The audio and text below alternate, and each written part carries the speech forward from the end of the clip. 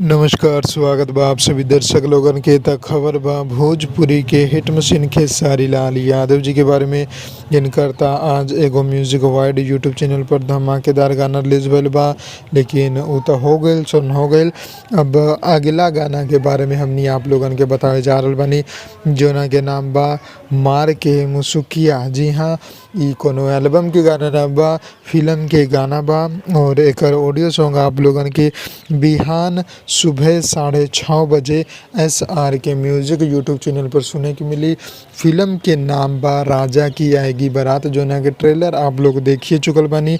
अब एकर गाना आ रहल बा, त गाना सुनम और बताएम आप लोगन के गाना कैसा लगल।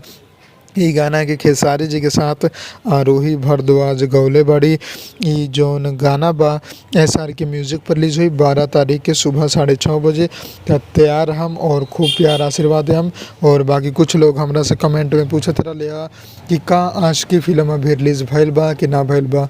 त जहाँ तक हमें पता चलल बा, शायद अभी रिलीज ना भइल बा। जी हाँ, अभी बिहार में जौन फिल्म चल रहल बा उ फिल्म के नाम बा विवाह 2, जोना के सिनेमा हॉल के लिस्ट भी आ चुकल बा।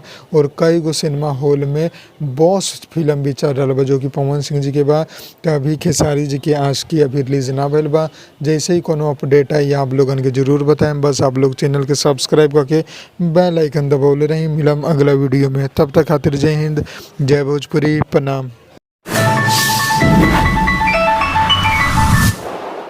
लाल बटन के दबा के अपने के चैनल के सब्सक्राइब कर ली और सभी खबर सबसे पहले देखे खातिर एक घंटे के बटन के भी दबा दी, ताकि जितना भी खबर डालम आप सबसे पहले फ्री में देख लें।